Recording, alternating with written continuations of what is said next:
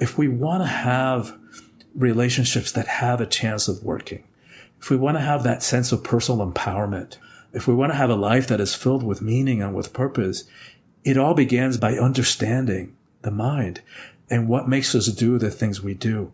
And why do we get stuck in these patterns of self-defeating behavior patterns, self-sabotaging behaviors? Why do we get stuck in relationship patterns that sometimes feel like it's the same boring movie? So at some point, we got to get honest and say, wait a minute, there is one common denominator in every one of these relationships and every one of these life situations, and that is me. It all begins by understanding the mind. I want to be happy now.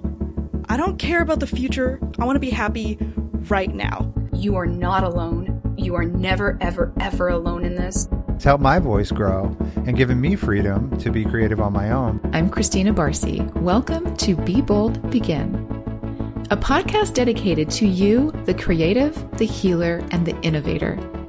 The topics and conversations we have here are designed to help you discover what might be getting in your way and offer you tools, techniques, and guidance to move through them. I live in the imposter's body more than I live in my own body. I don't have to feel like I don't deserve this. This is where creativity and healing intersect. If you decide to be bold and begin, you have the opportunity to feel humbled and empowered. I totally believe that.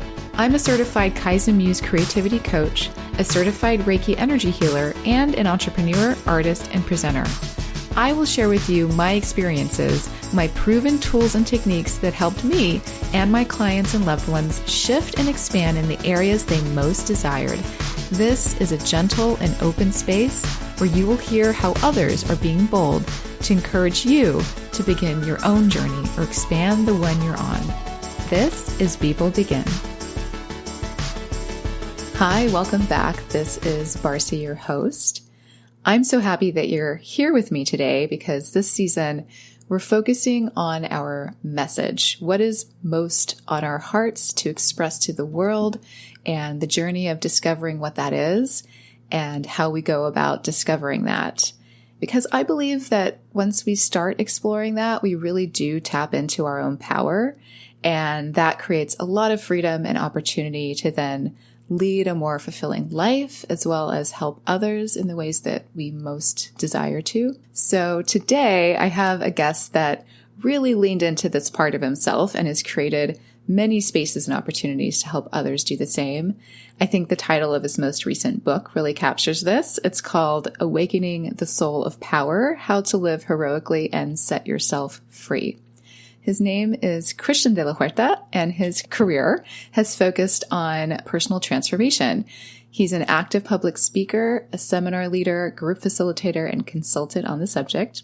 He's informed by his spiritual studies and psychology background, and one important focus of his career has been the healing practice of breathwork.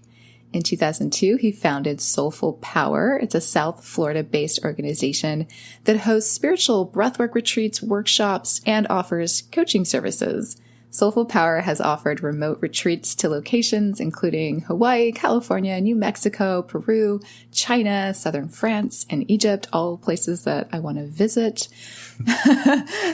De La Huerta first became a national figure following the release of his book that came out in 1999. And the book is called Coming Out Spiritually, The Next Step. This I find fascinating.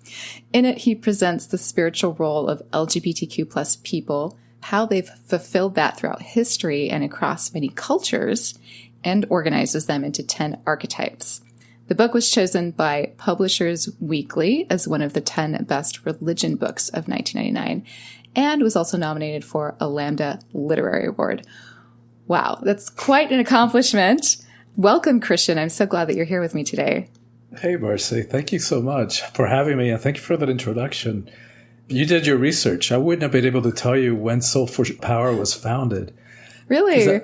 I had no idea because I've been doing the work for 30 years, but under different names. So I had no idea. Had you pressed me, I would have never come up with that number. That's so interesting. Yeah. I relate to that. I forget when I've conjured certain ideas, and if they're not written somewhere in a notebook that I don't go back to, I'm like, I'm not really sure when I started to do that. Yeah. Now I'm just curious. You said you've worked under other names. Do you remember any of those? Can you share some? Sure. Revolutionary wisdom was the iteration right before that. Revolutionary wisdom. Yeah. Were you feeling in a place where you were feeling like revolutionary things were happening in your life? Well, it was more about revolutionary from the sense of sort of what drives my work is paraphrasing Einstein, that you can't solve a problem from the same level of consciousness in which it was created. So when I think about the human situation, the human condition, and the hole that we have dug ourselves into, and when I think about how do we ever get out of this situation, I think it's going to take nothing less than a spiritual revolution, like a leap in evolution, like in conscious evolution, which it's going to have to shift the way that we think about ourselves, the way that we think about each other, and the way we connect with the planet. So that's what I mean by revolutionary wisdom. Wonderful. Thank you for sharing that. I agree. I think that is the next level of evolution too, is as simple as mindset, to put it plainly, how we think about ourselves and how we think about each other and what we believe we're capable of. Yes. Yeah. Exactly. Thank you. So spiritual revolution, that's what it's going to take. Very cool. I can't wait to dig into that more. But before I do, I just want to hear a little bit about your background, if you're comfortable sharing where you grew up and just a little bit about yourself. Sure. So that's interesting because I was born in Cuba, the year of the revolution there, of the communist revolution. So I probably carry revolution in my blood. Right. I was in my mother's womb when the revolution happened. So that means I lived in a communist country for the first 10 years of my life, for which I'm actually really grateful. Well, in one way, it's ironic that I'm writing and speaking about personal empowerment because, as you know, in a totalitarian, dictatorial, communist regime, there is no such thing as personal power. Like the state pretty much owns you and how you think and what's good and what you can do and what you can't and whether you can go to college and if so, what to study. You're pretty much state owned. So it's also interesting that I was raised in a very Catholic environment because with all due respect to that and to all traditions, it's also a very hierarchical power over structure. So again, you're told from above what's right and what's wrong and what to believe and what not to believe. And there are a couple of things for which I'm really grateful of that experience of having been raised in a communist country. For one thing, we had a TV, but there was nothing worth watching in terms of programs. So we grew up reading. And I'm so grateful for that because when we came over to the States and I didn't speak a word of English, I had this relationship with words, with books. I knew how to study. I knew how to learn. And that made all the difference. Also creatively, we didn't have that many toys. So we had to invent our games and our pastimes. And for that, I'm also really grateful. When I see so many kids today just with their nose to the screens and their computers and their phones, and it's sad. Even though there are so many advantages to coming up today, right. There are things that I had growing up and that probably you had growing up that they don't. It sounds like you had a really big opportunity to develop a relationship with yourself early on. Yes. And I relate to that from a creative standpoint. I was more interested in making up my games than looking to an outsource, even television. I was very picky. I still am about what I consume. I'm not so interested.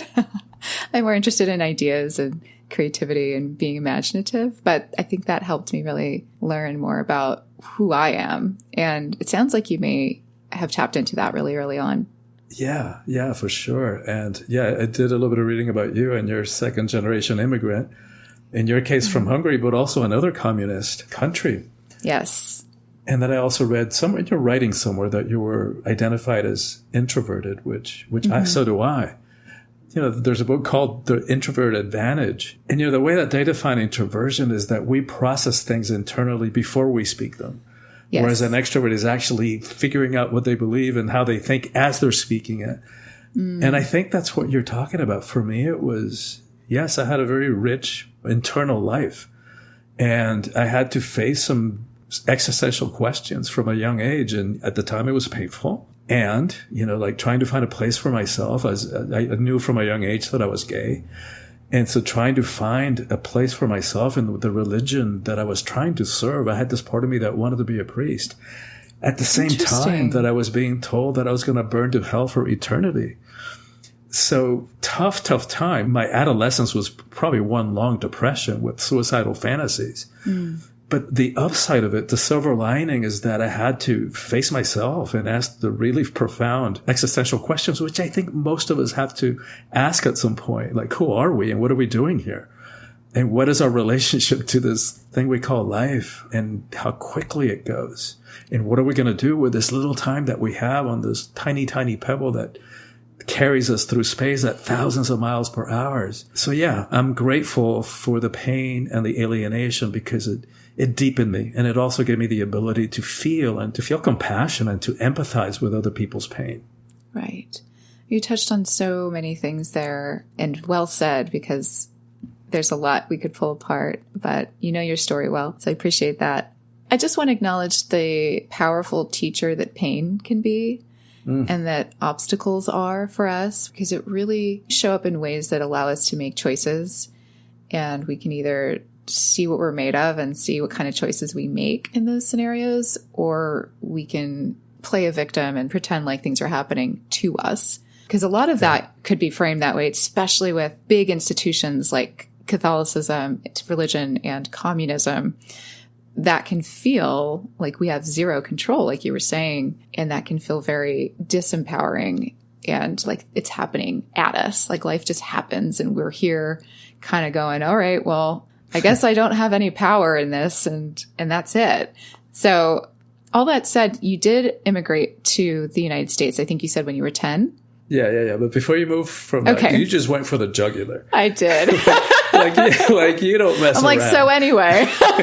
You do not mess around. Like you just went like doing retreats for 30 years. That is the issue that I think people struggle with the most, which is how do we pop out of this victim mindset and relationship to life? Like how do we pop out of this poor me, woe is me? If mom hadn't been this way, or if dad had been the other way, or the teacher or the minister, or if the system was different, if there wasn't misogyny or racism or homophobia, if only I had been born to a different family or a different country. If only. But the thing is that on this journey of personal empowerment, as long as we're holding anyone or anything outside of ourselves responsible for our state of being, we just gave our power away. Yeah. And that's hard. It's hard to do because, and by the way, we should be really clear that we're not rationalizing or exonerating what anybody did or failed to do. And we're certainly not denying that the system is stacked unfairly. Correct. And that needs to be handled as well. That's not what we're talking about, though. What we're saying is that no matter what happened in the past, and no matter what happens going forward, because one thing we can count on is that life is going to continue throwing curveballs our way. That is for sure. One of the few things we know for sure. But if we frame it from this way that you brought up and that we're talking about, that no matter what happened and no matter what happens, we always get to choose how we show up in response. That alone, that simple yet difficult reframe changes everything. It actually allows us to empower ourselves. Yeah. And that's a great explanation. I'm glad you stuck on this theme. And it probably feels easy for me to access because it's the shift I needed to make years ago when I started paying more attention to why I wasn't happy and why things weren't working, to put it simply. And a simple way to kind of lean into this is just ask the simple question whenever you're feeling at odds with life is just, where's the choice? Where's my choice? Where are the choices that I can make? And it can be that tiny at first.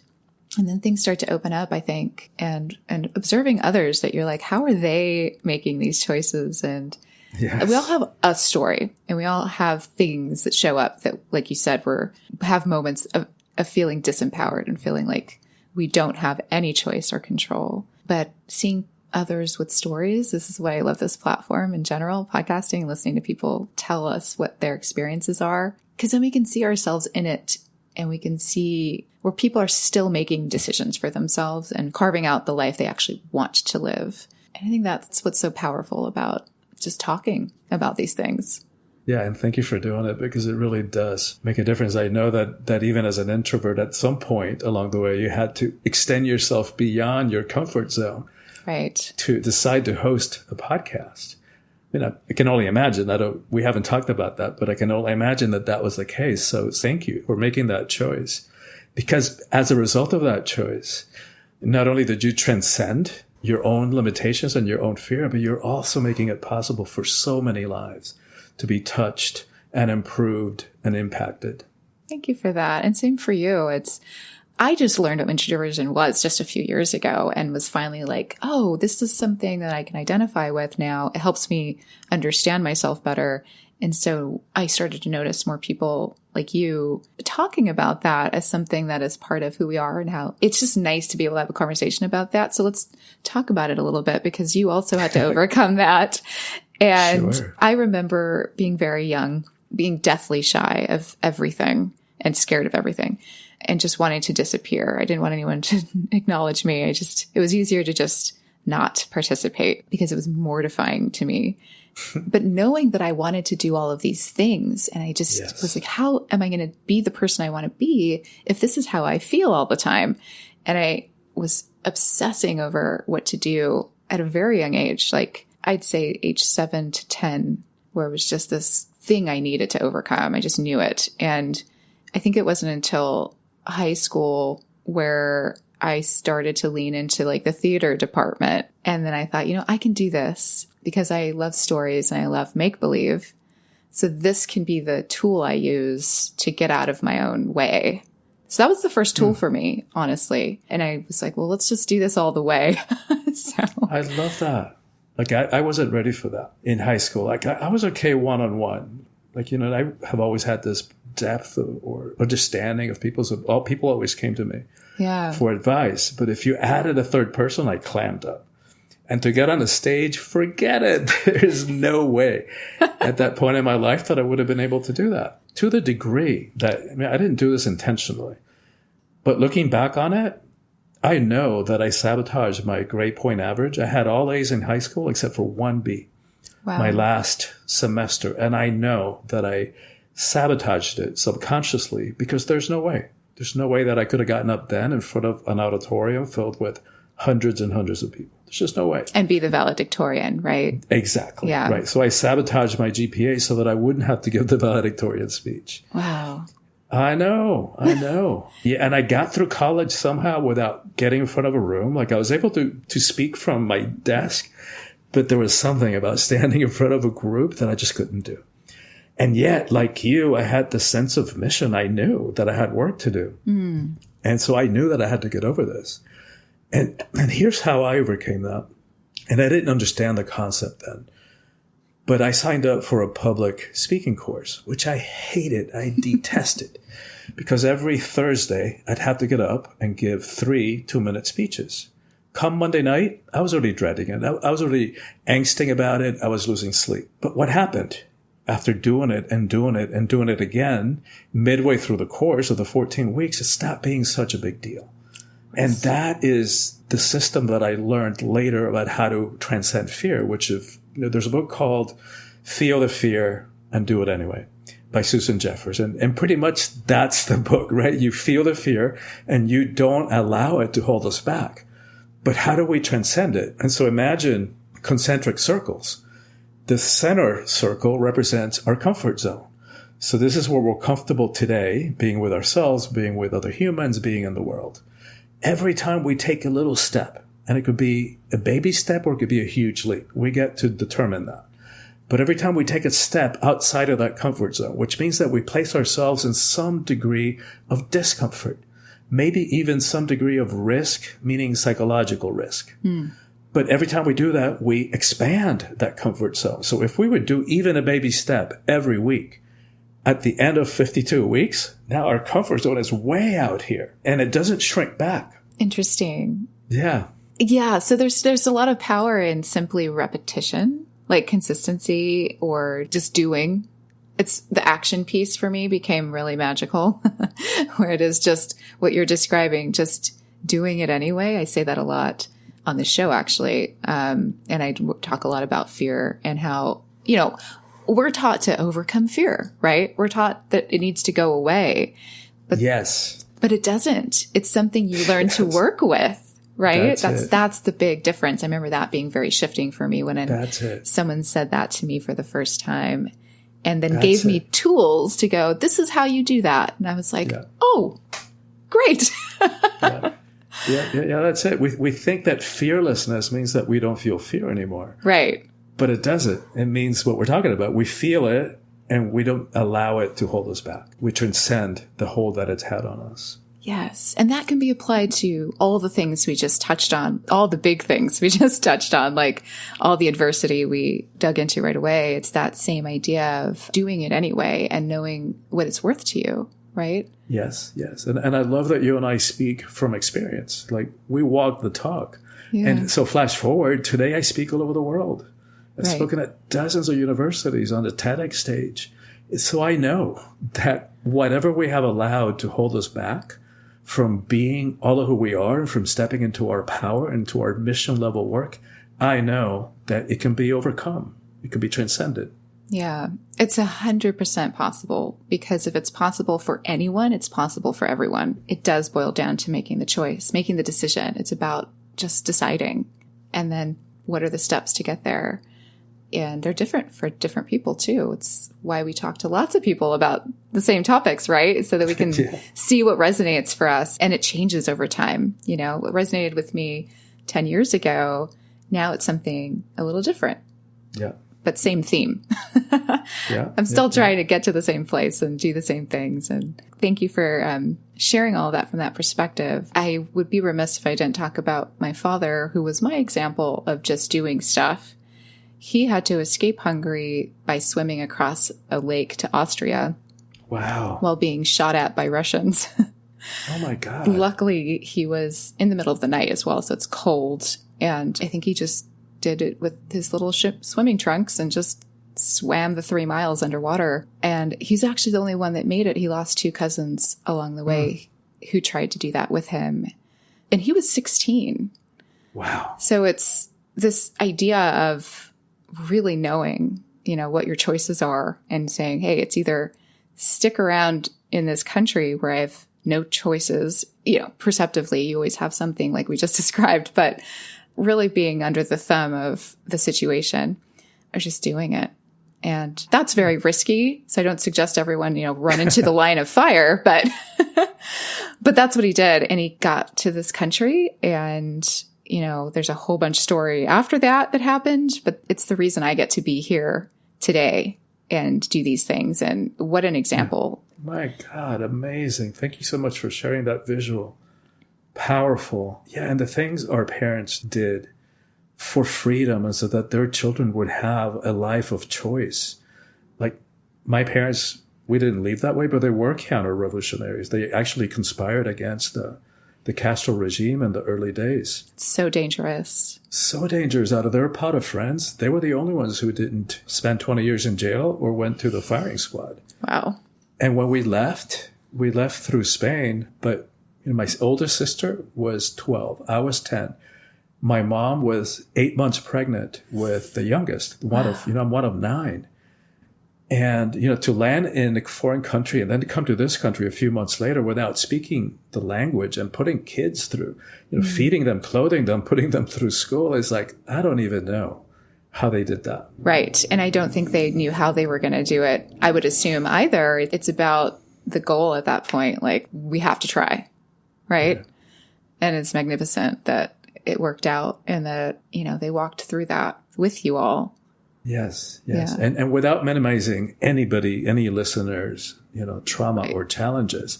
But what those examples speak to is that human drive for freedom and to fulfill our potential.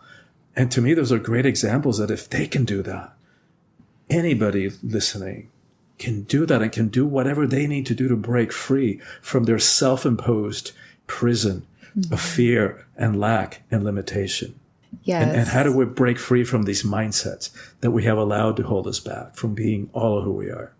Thank you for taking care of that part, because yes, you don't need big dramatic reasons in your life. We all have reasons psychologically that we stand in our own way to be who we know we can be. I think there's a deep knowing often. Yes.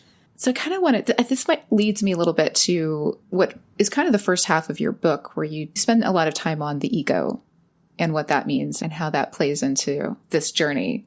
Can you just share with us a little bit about why it's important for us to address that and maybe how it informs this journey of transformation and being our true selves. Yeah, and it's a huge question. I wouldn't really have the time to dive into it, but I spend, like you say, the whole probably first quarter of the book talking about the ego mind, and so that we can understand, the ways that it holds us back. And the self-made prison that we were just talking about, of fear and limitation and victimization that we started to talk about, and self-righteousness and defensiveness, and all the ways that it keeps us small and caught.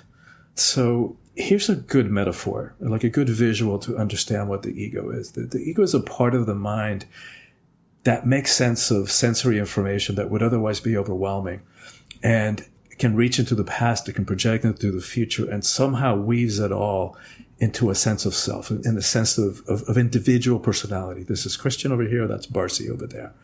It's both a leap in evolution. As far as we know, we're the only species that has a sense of self.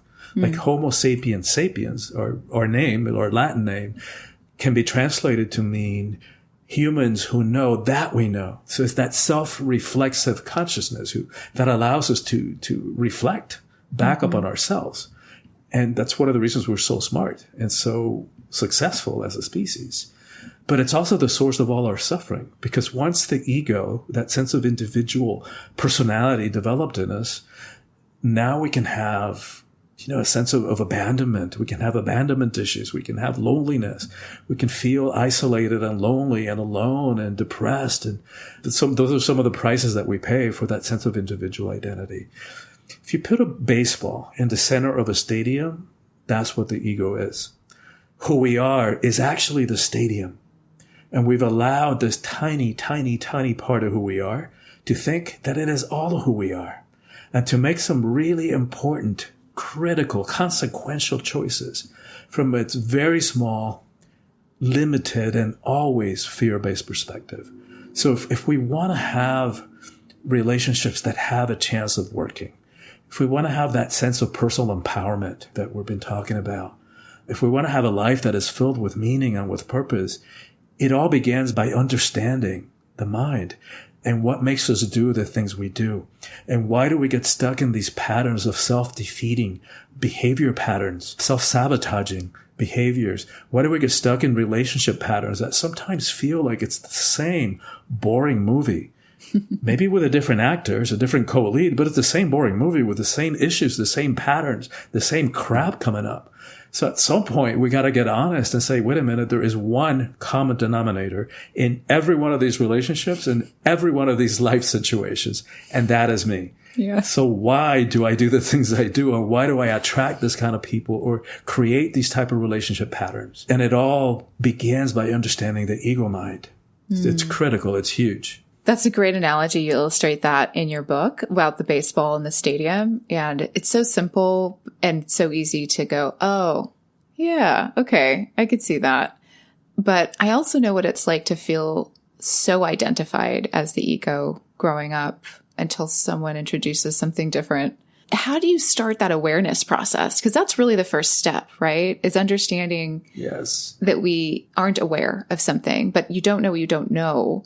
So how do you become, there's so many ways we could talk about this, but I'm curious what your thoughts are on that. Yeah, well, I think you said it. It starts with self-awareness. We can't do anything about what we don't see. Right. And a lot of the stuff is subconscious. Mm-hmm. So that's the first step, is becoming conscious of why we do the things we do and why of the patterns that sometimes we think we're reacting to a present situation, but it actually goes back to childhood and some choice that we made about ourselves that is still having an impact upon ourselves. So for example, like I come across this one a lot, say that our parents got divorced at a young age when we were at a young age. And we didn't have the perspective to understand what was going on in the relationship or understand how their parents were taught about relationship and their parents before that. We didn't know what conflicts our parents were dealing with or why they got into a relationship in the first place, or, their brain biochemistry, any substances that were present. We take it personally. Right. And maybe we misheard something. Maybe one of our parents said something in a moment of overwhelm, and we took it on. It became part of our identity. So how could daddy leave me? Doesn't daddy love me? How could he leave? Or mommy? And it had nothing to do with us, but we made it about us and we took it on. And then that becomes part of our identity. And as long as that is in there, and because it's such an intense thing for a little kid, we cover it up, we suppress it, and we overcompensate for it, which explains perfectionism. Right? We have to overcompensate and prove to the world and to ourselves that we are good enough, that we are worthy. And I know that one from personal experience too. So it all begins by becoming aware of why we do the things we do. And that's why I spend that much time in the beginning of the book. And I designed the book to walk people by the hand. It's stuff that is not easy to see. It's simple to understand, but it's hard to see in ourselves. Because by definition, there are blind spots. And there's stuff that we have, in some cases, spent a lifetime running away from and numbing ourselves out, not to look at and not to feel. Right? It's hard to feel like we're not good enough. It's hard to feel that we're not worthy. The most tragic part of those beliefs that we take on in childhood is that they're not true. Yeah. They're just misunderstandings of little minds, of young minds that didn't know any better. Yeah. So the only way to freedom is we have to have the courage to go within and to look ourselves and to face those inner demons. And it is difficult. Yes, it's nothing short of heroic. And it is so worthwhile to do that work because the reward is freedom.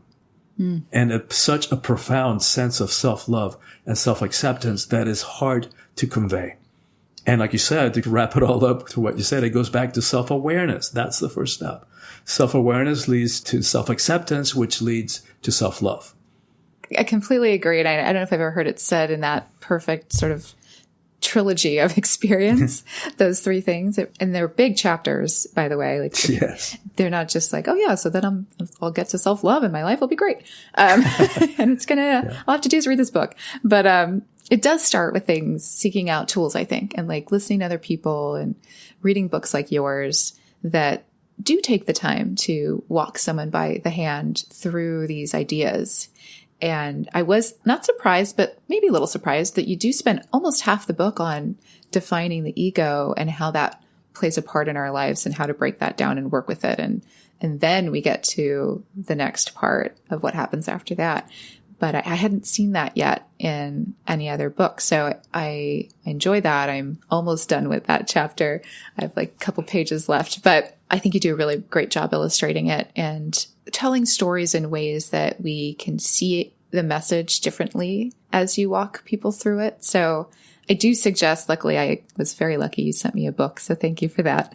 Appreciate that so much. But I do suggest people checking this out and some of your other books as well. We'll get into contact information later, but it is a valuable journey to go on with someone, like someone who writes a book or has something to offer to help guide people through this is so helpful. And I think in a first step of awareness, I guess my point is you don't have to be alone. Exactly. Even though you're on a self journey, there's a lot of resources out there.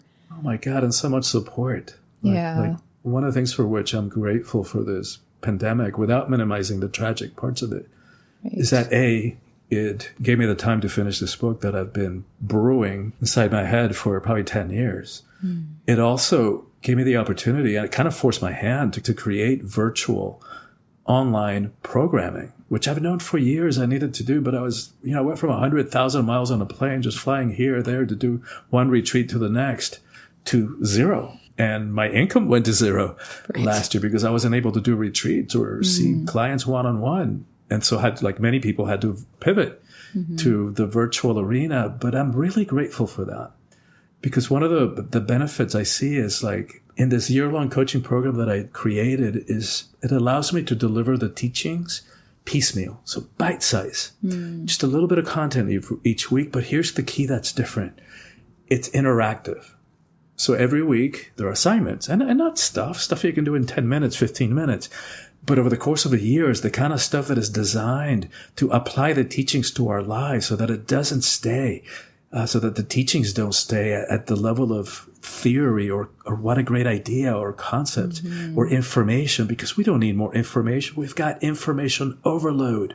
Right. What we need is transformation. And that's what those teachings are designed to do, and those practices. And then the other thing that you were pointing to, which is the support, to go through this year of transformation with a small group. I'm keeping them, intimate to 25, 30 people, at least for now, for the beginning. So to share that journey with people of like mind who are also beginning to see aspects of themselves and beginning to bust themselves on these self-defeating and self-sabotaging patterns. It's incredibly supportive, because sometimes it's because of our blind spots. Hard to see over here, but it's really easy to see over there. Yeah. And yet, if it's there, it's here. Right. And so if we can just apply it to ourselves, then the journey becomes so much more easy. And you're so right. We don't have to do it alone. The support is that there are so many people like us who are on this journey of self-discovery and self-empowerment and self-expression. And then the other thing that this system or this model allows me to put into place is accountability, which we all need. I have my business coaches to keep me doing what I said I would do. And, because that's an area of expertise that is not my expertise. Like, I didn't know anything about business. I'm really good at what I do with delivering my content and changing lives and, the psycho-spiritual component, but how to structure it, I had no idea. And so to have a coach to both give that mirroring and both the support and the accountability, keeping us doing what we said we would do is priceless. It's priceless. It sounds really beautiful what you've created, and you had me at bite-sized, because I'm all about really small steps and making things easy, because the easier they are, the less we have an excuse not to do it, is what it kind of boils down to. And one thing I want to add with working with others is a normalization. That was huge for me when I first experienced something in a group like that, where I was learning things that were in this lane, was really learning that introversion is normal, that, other things about myself were normal as a creative person, and just my own mindset stuff that, everyone has thoughts like that. Or there were things I didn't even realize I believed were just happening to me, I thought. And then as soon as people were having conversations like that around me, I had the realization that I really did think I was alone. And that sounds crazy to think about now. Like, how is that possible? There's so many of us humans on this planet. Like, the odds are against me for me to be alone in some thought pattern. But it's like the identity you were describing. We just develop these deep-seated identities that we may not know what they're connected to at any given point. Shining light on those things with other people shining light on their own things really normalizes the process, which is huge. It diffuses the fact that we make things kind of bigger than ourselves when we don't know how to start. So that, I think, is a huge component to doing things in groups as well. Yes. And also with that level of authenticity and realness, because social media plays an important role in connecting people, but we also know that it's very curated, and that people choose what aspects of their lives and this fabulous trip and this fabulous meal that's what they share. In the groups, the kind of group experience that you and I are talking about, it's real. And we share about our authentic journey and the challenges, and we learn from each other that way. And that's what I try to do in the book too, is like, that's why I tell my personal story in it too. It's like, this guy being introverted, that didn't come easy to me. It's like, I'm very private about my life, but I knew that sharing about my own process would make it relatable and will make it doable. Right. And we talked a little bit about that the last time we talked about that being not necessarily the thing you want to do first, is share your personal information and story. But you come across, in the interactions I've had with you and reading the book, extremely authentic and very in touch with that. And I know we talked about being introverted as a young person and having long moments of depression, but do you feel like the idea of being authentic was always available to you? Or was that something you had to work towards connecting with, finding authenticity for yourself? I mean, that's a great question. And I think there were layers to it. Like, it was eye-opening to me that, I had rationalized not coming out to my parents, because I figured, they didn't really need to know. The love was established. All my partners at the time were immediately accepted into the family, so I didn't feel the need to speak about it. But looking back on it, it was a rationalization. It was a difficult conversation that I was avoiding. And so it took I was out to my siblings and to my good friends. But it took me realizing that, once I started teaching, very soon I started realizing, teaching about authenticity. And it dawned on me that I was withholding a huge part of who I was, of who I am, to my arguably most constant and most significant relationship, that with my parents. And this is interesting too, because it talks about, and I think I write about this in my first book, either that or it's in this next book that I'm working on now on relationships, because it talks about how Carl Jung writes that we attract people into our lives and we create situations so that we can heal blind spots in us, parts that we can't see yet. Mm-hmm. So in my first 3 relationships, there was a pattern of me getting cheated on. And I didn't find out until after the fact. And it wasn't anything that I was doing. I wasn't stepping outside of the relationship. But once I started teaching and once I started realizing that I wasn't out to my parents, it dawned on me that I was cheating my most significant relationship, that with my parents, because for years I had monitor what I was saying. I had to limit what I was saying. I had to either withhold information or outright lied if they asked me, what did you do this weekend? And so in a sense, I was cheating my relationship with my parents. The details were different. I wasn't cheating in the relationship, but I was cheating. And here's the amazing thing about how this stuff works. After I came out to my parents, so that cheating was done, that was like the only area in which I was cheating.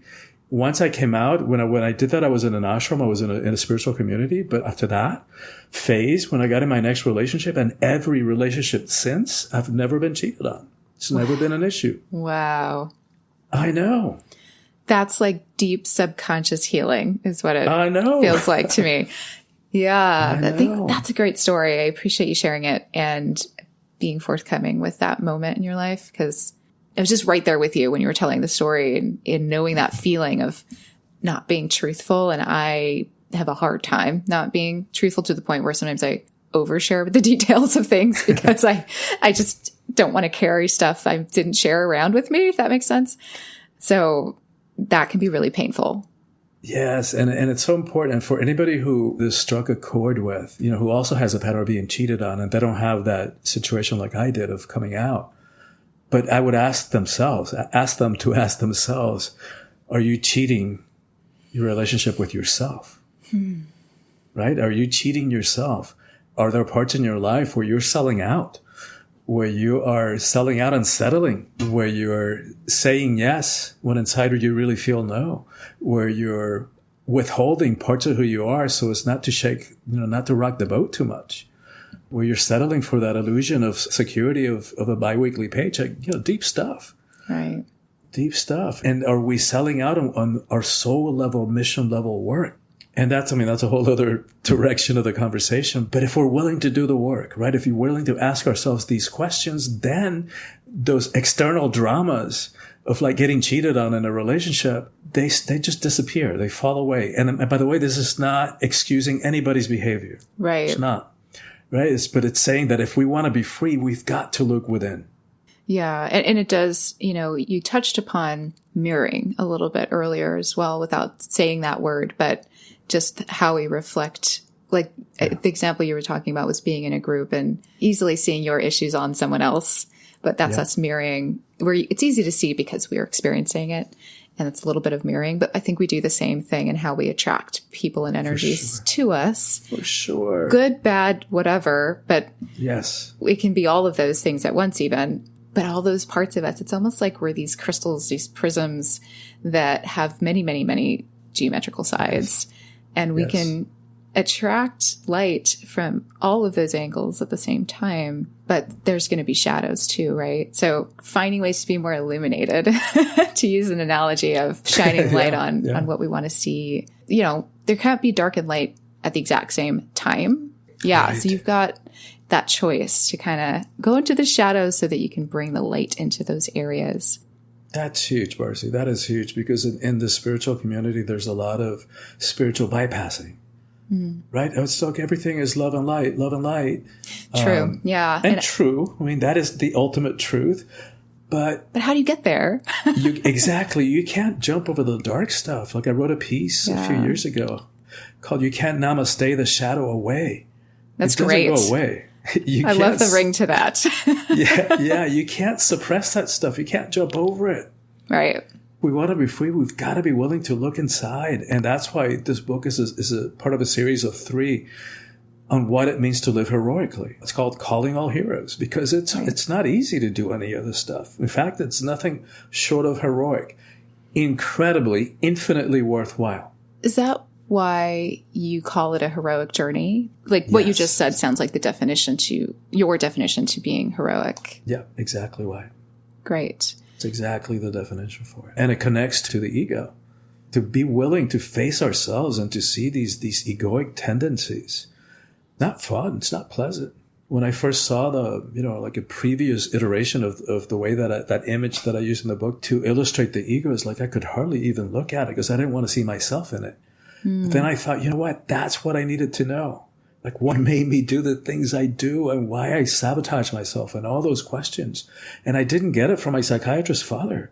I didn't get it from any psychology teacher in college. I didn't get it from the Jesuits that I studied with all throughout high school. And so that model that I've evolved and grown and expanded over the last 30 years, that's what I share about in the book. And it's a game changer. It's a game changer. It is. It's really just the awareness part, I think. Like really spending the time talking about how we can be aware of the ego. You call it awakening the souls. Do you feel like, and I don't want to put words in your mouth, but it almost feels like the soul is the opposite of the ego. How would you define what that is? Yeah, well, it's kind of indefinable. Right. But let's use going back to the same image or metaphor. The soul will be the stadium. The stadium part of us, that part of us that is connected and interconnected to it all, to all of creation, to God, to whatever you want to call it, to life, to the universe, our own piece of sacred real estate that shows up and manifests through this little body contained right over here. So the book is Awakening the Soul of Power. And so it's about how do we step into power in a way that's not about hierarchy, about fear, about control, about domination. That doesn't require for us to push anybody down, to step on them in order for us to prop ourselves up and feel powerful. And part of what I've learned 10, 12 years doing this particular work around empowerment is that most of us have an ambivalent relationship to power. We want it, but there's a part of us that's afraid of it, as we were talking about earlier. Yeah. And what this book holds our hands through is both understanding the ego, because that's primary, and then understanding the different ways of looking at power so that there is a way that we can own our power and step into our power that doesn't require that we abuse it, that we cause harm, that we get corrupted because we've taken on so many beliefs, negative beliefs, and have been conditioned to believe that power is a bad thing with quotes like power corrupts and absolute power corrupts absolutely. What they didn't tell us, though, is that quote by Lord Acton was speaking specifically about political power, not personal power. So when you add to that mix, to all that conditioning and all the abuses of power that we have witnessed, so what good-hearted person wants to become an abuser of power? What good-hearted person wants to be corrupted? And so when to add to that, that we've been conditioned to fear the emotions and to run away from conflict and confrontation, what happens is that we end up giving our power away. And we end up doing what we were talking about before, is, settling, selling out, saying yes, when inside it's really no, it's really not okay with us. But we override that. We override our beliefs, our preferences, our desires, and we settle for that illusion of security and for that false sense of acceptance and those morsels of pseudo love. Wow, really well said. And yeah, I'm hearing connection is really at the core of all of this. Mm-hmm. And it's almost like a lot of people's relationship to money. This is another, not to go on a tangent, but a lot of people associate power with money, and that's a negative thing. So for artists, I bring it up because it's a very difficult topic for creative people, and a lot of creative artists listen to this. It's this thing where you think that you don't deserve the money because you don't want to be this corrupt person that has so much that you don't deserve it, or the power isn't in alignment with your beliefs. And money's just money. It's just an object. It's just a thing. It's just energy. It's just energy exchange. That's all it is. And then, like talking about artists, like we've got to look inside and look at why we believe the things we do. Is it what you're talking about? Or is it, is it that anguish, like starving artist that I had to suffer in order to create? It's like, wait a minute. Question your beliefs. The over-identification of these tropes that we're fed. Yes. And expressing the creative genius that's inside us doesn't require that we be starving and suffering. I agree. It doesn't. There are other ways of accessing that. I think so too. And I guess this conversation of power reminds me of that sort of misinformation around how you're supposed to live in a lot of creative people's minds. And really, this applies to anyone if you relate to this, but just that idea of knowing that there's just a choice. There's just a choice you get to make, and no one gets to decide how you do that thing and how you want to live. And if you want to live abundantly and be creative, then you get to do that. It's just a matter of putting the action steps in place for that and believing that it can be true for you. Beautifully said. And to put simply. Beautifully said. And also, I know a lot of people in the spiritual community. I had to work through that.